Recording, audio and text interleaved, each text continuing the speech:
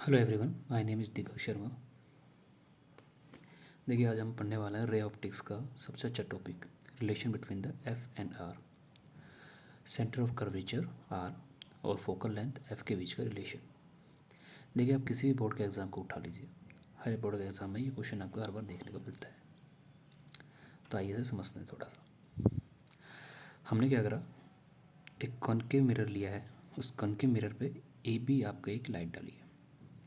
हमें पता है अगर हम इन्फिनिटी से अगर कोई लाइट डालते हैं तो वो हमेशा आपके प्रिंसिपल एक्सिस के पैरेलल होती है। तो ए पी आपके सी पी के पैरेलल है। पी यहाँ पर आपका ध्रुव है, पोल है। पोल क्या होता है ये बात आप जानते होंगे। जब भी आपकी इंसिडेंट रे अगर बी पॉइंट से टकराएगी तो बी पॉइंट से टकराने के बाद आप नोटिस कीजिए वो आपके एफ से निकलती हुई इस तरीके से आपको देती जाती दिखेगी। एफ यहाँ पर आपका फोकस होगा और यहीं पर आपकी इमेज बनने वाली है।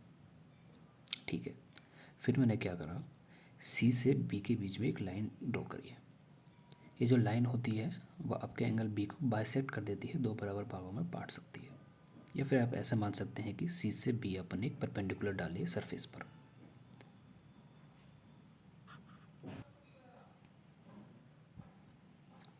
ठीक है, तो इससे हमारे पास एंगल आई एंगल आर के बीच में बराबर हो गया। एंगल आई क्या है, एंगल आई है आपका ए बी सी के बीच का एंगल, और एंगल एल आर क्या है आपका, है एफ बी और सी के बीच का एंगल। हमें पता है कि एंगल आई आपके एंगल आर के बराबर होते हैं। हमने अभी जो बोला वो बता देते हैं। हमने बोला कि ए बी आपके बी सी के पैरेलल होगा। अगर ये बी सी के पैरेलल है तो आप नोटिस कीजिए, क्या आपको यहाँ पर एंगल ए बी सी कुछ इस तरीके से दिखाई दे रहा है। ए बी ये आपका सी हो गया और ये पी, ये आपका एंगल आई है।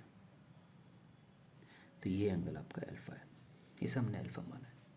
आप नोटिस कीजिए कि एंगल आई आपके अल्फ़ा के बराबर होगा, क्यों हमने ये पढ़ा हुआ है, 9th क्लास में हम चीज़ों को पढ़ते हैं।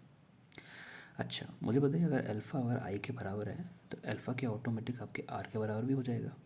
डेफिनेटली होगा। अगर आप नोटिस कर पा रहे हो तो देखिए एंगल अल्फ़ा एंगल आर के बराबर भी आ रहा है।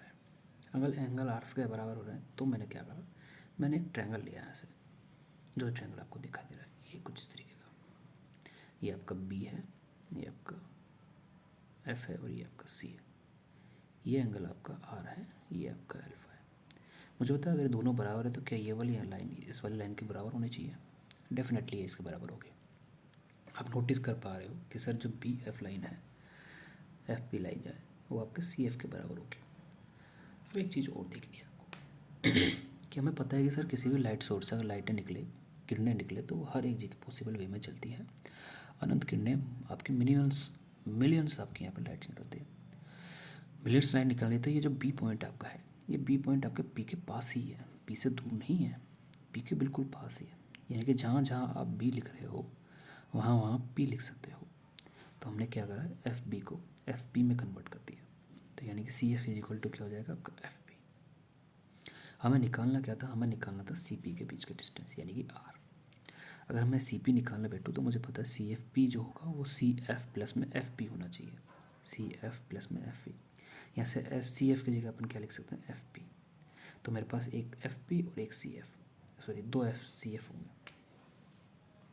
सी एफ की जगह तो एफ पी ले लिया और एफ पी की जगह एफ पी आपका हो गया। तो एफ पी क्या है आपका, एफ से पी के बीच का डिस्टेंस क्या है, एफ। तो हमने स्मॉल एफ कन्वर्ट कर दिया।